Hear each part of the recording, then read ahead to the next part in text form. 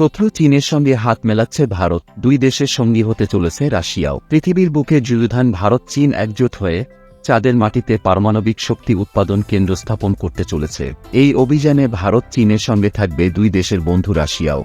গোটা অভিযানের বিষয়টি জানানো হয়েছে রাশিয়ার সংবাদ সংস্থা তাসের তরফ থেকে। জানা গিয়েছে, রাশিয়ার পারমাণবিক শক্তি উৎপাদন সংস্থার প্রধান অ্যালেক্সেই লিখাচেভ এই যৌথ প্রকল্পের কথা ঘোষণা করেছেন। একটি অনুষ্ঠানে গিয়ে তিনি বলেন, চাঁদের মাটিতে ছোট ছোট করে পারমাণবিক বিদ্যুৎ উৎপাদন কেন্দ্র তৈরি করতে চায় রাশিয়া। সেখান থেকে অন্তত 0.5 মেগাওয়াট বিদ্যুৎ তৈরি হতে পারে। সেই বিদ্যুৎ ব্যবহার করা যেতে পারে একাধিক ক্ষেত্রে।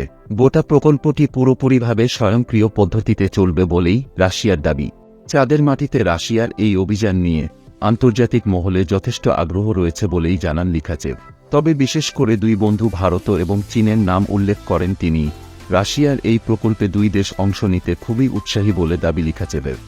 2040 সালের মধ্যে চাঁদে মানুষ পাঠানোর পরিকল্পনা রয়েছে ভারতের।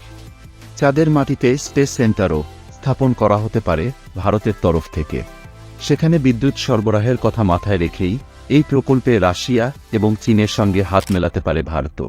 প্রথম দেশ হিসাবে চাঁদের দুর্গম প্রান্তে নামার জন্য একই সময়ে অভিযান শুরু করেছিল রাশিয়া। তবে গত বছর চাঁদের মাটিতে নামতে গিয়ে ধ্বংস হয়ে যায় রুশ চন্দ্রযান। আর ভারতের চন্দ্রযান সফট ল্যান্ডিং করে ইতিহাস গড়ে।